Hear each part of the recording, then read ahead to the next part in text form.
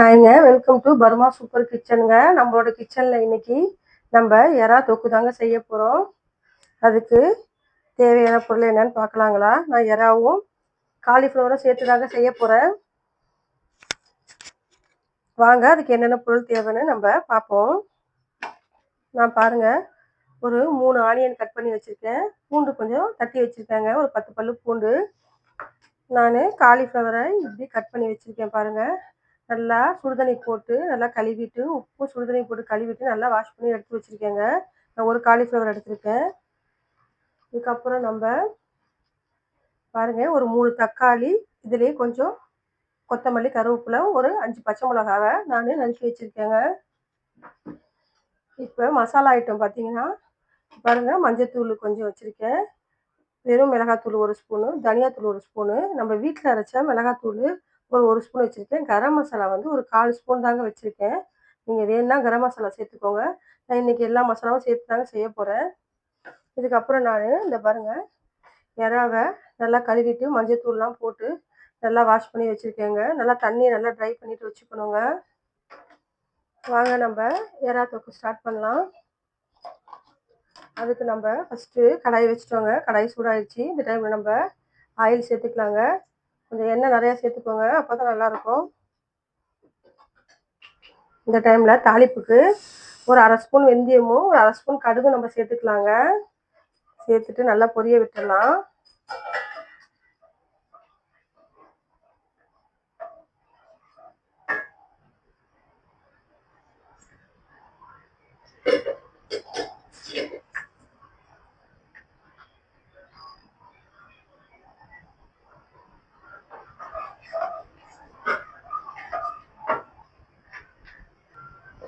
பாருங்க, இந்த டைமில் நமக்கு பாருங்கள் வெந்தயமும் கடுகும் நல்லா பொரிஞ்சிருச்சு. இந்த டைமில் நம்ம இந்த பூண்டு பல்லை சேர்த்துக்கலாங்க. சேர்த்துட்டு கலரி கொடுத்துடலாம். நல்லா கொஞ்சம் எண்ணெயில் பொரியட்டும் பூண்டு. இந்த அளவு பொரிஞ்சால் போதுங்க. இந்த டைமில் நம்ம கட் பண்ணி வச்சுருக்க இந்த வெங்காயத்தை சேர்த்துக்கலாங்க.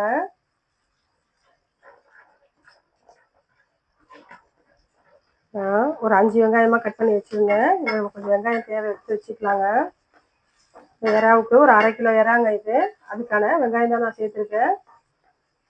வெங்காயம் நிறையா வேணால் சேர்த்துக்கோங்க. கம்மியாக நமக்கு மசாலா கம்மியாக எறா நிறையா இருக்க மாதிரி இருந்தாலும் அப்படியே செஞ்சுக்கலாம். நான் இன்னைக்கு காலிஃப்ளவர் சேர்க்கறதுனால நம்ம வெங்காயம் கொஞ்சம் கம்மியாகவே சேர்த்துக்கலாம். இந்த டைமில் நம்ம கொஞ்சம் கல் உப்பு சேர்த்துக்கலாங்க. வெங்காயம் சீக்கிரமாக வதங்கிடும். இதிலே நம்ம கொஞ்சம் கருவேப்பிலையும் சேர்த்துக்கலாம்.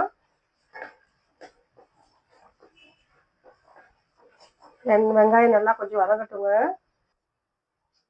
ஆயிங்க பாருங்கள், வெங்காயம் நமக்கு இந்த அளவு வதங்கிடுச்சுங்க. இந்த டைமில் நம்ம இந்த தக்காளியும் பச்சை மிளகா கொத்தமல்லி கருவேப்பிலையும் சேர்த்துக்கலாங்க.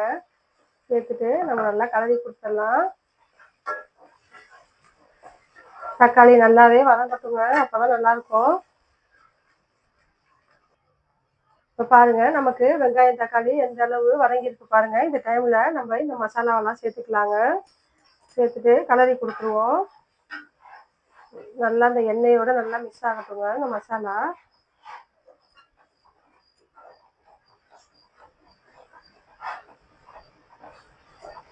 நல்லா இந்த அளவு பாருங்கள், இப்படி மிக்ஸ் ஆகணுங்க. இந்த டைமில் நம்ம இந்த எறாவை சேர்த்துக்கலாங்க. தண்ணி இருக்கக்கூடாதுங்க எறால, அப்போதான் நல்லாயிருக்கும். தண்ணி இருந்தால் சதன்னு ஆயிடும். ஏன்னா நம்மளுக்கு எறாலே தண்ணி வரும்ல, அதனால தான் நம்ம தண்ணி சேர்க்கக்கூடாது. நல்லா புழிஞ்சிட்டே போடுங்க.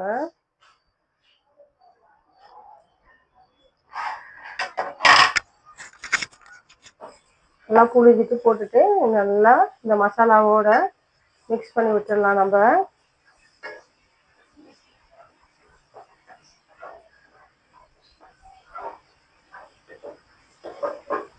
இந்த அளவு நல்லா எறா மசாலாவோட வதங்கட்டும். வதங்கிட்டு நல்லா இப்படி நல்லா வதங்கணுங்க. இந்த டைமில் நம்ம இந்த காலிஃப்ளவரை சேர்த்துக்கலாம். ஏன்னா எறாவும் காலிஃப்ளவரும் வேகிறது ஒரே டைமாக இருக்கும். அதனால தான் நம்ம இப்படி சேர்த்துக்கிறோம். நம்ம காலிஃப்ளவர் வேறு பெருசாக தான் கட் பண்ணி நான் வச்சுருக்கேன். நீங்கள் வேணால் சின்னதாக கட் பண்ணுறதுனா கட் பண்ணிக்கோங்க.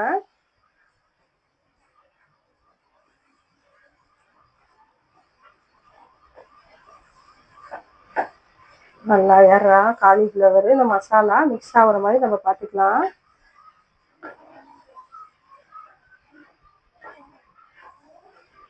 நம்ம காலிஃப்ளவருக்கு பதிலாக பீக்கங்காய் சேர்த்தாலும் சூப்பராக இருக்குங்க. நான் ஒரு வீடியோவில் பீக்கங்காவும் எறாவும் செஞ்சுருக்கேங்க. வேணா நம்ம வீடியோவில் போய் பாருங்கள். இல்லை புடலங்காவும் போட்டு செய்யலாங்க, சுரக்காவும் போட்டு செய்வாங்க. ஒன்று ஒன்று ஒரு ஒரு டேஸ்ட்டில் இருக்கும். நான் இன்னைக்கு காலிஃப்ளவர் போட்டிருக்கேங்க.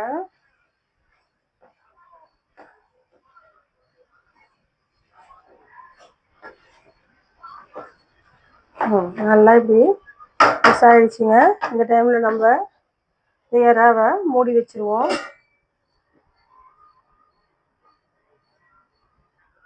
இப்போ பாருங்கள், எறா நமக்கு கொஞ்ச அளவு ரெடி ஆகிடுச்சுன்னு பார்ப்போம். பாருங்கள், இந்த டைமில் நல்லா இப்படி கலரி கொடுப்போம். இன்னும் கொஞ்சம் பாதி இருந்தால் போதுங்க. ஒரு பாதி வேக்காடு வந்துருச்சு. எறா மசாலாலாம் நல்லாவே மிக்ஸ் ஆகிருக்குங்க. இந்த டைமில் நம்ம ஒரு வாட்டி இப்படி கலரி கொடுத்துக்கலாம். இந்த பாருங்கள், நம்ம தண்ணியே ஊற்றலை. எறாலேருந்து எவ்வளோ தண்ணி வருது பாருங்கள். இந்த எறாவோட தண்ணியில் தான் இந்த காலிஃப்ளவர் அப்படியே வேகணுங்க. நம்ம எக்ஸ்ட்ரா தண்ணி சேர்த்தோம்னா நல்லா இருக்காமல் சதன்னு இருக்குங்க. அப்படியே ஒரு மாதிரி இருக்காது, நல்லா ஒரு மாதிரி சதன்னு ஆகிடும். அதனால தான் நம்ம தண்ணி சேர்க்கலைங்க. இந்த இறால இருக்க தண்ணியிலே அப்படியே வேகட்டும். இன்னும் ஒரு 10 நிமிஷம் வெந்தால் நமக்கு எறா ரெடி ஆகிடுங்க.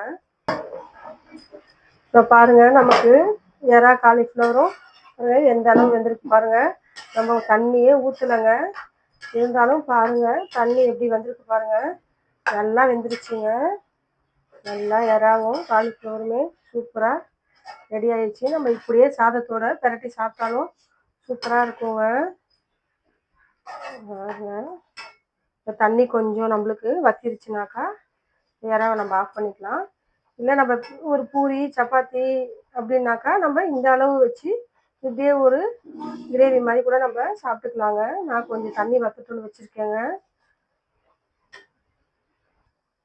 பாருங்கள், நமக்கு எறா இந்த அளவு ரெடி ஆகிடுச்சிங்க. இந்த டைமில் நம்ம லைட்டாக கலரி கொடுத்துக்கலாம். போதுங்க, தண்ணிலாம் நல்லா சுண்டிருச்சுங்க. இந்த டைமில் நம்ம கொஞ்சம் கருவேப்பிலையை சேர்த்துக்கலாங்க. சேர்த்துட்டு கொஞ்சம் இந்த கொத்தமல்லி இலையை சேர்த்துக்குவோம்.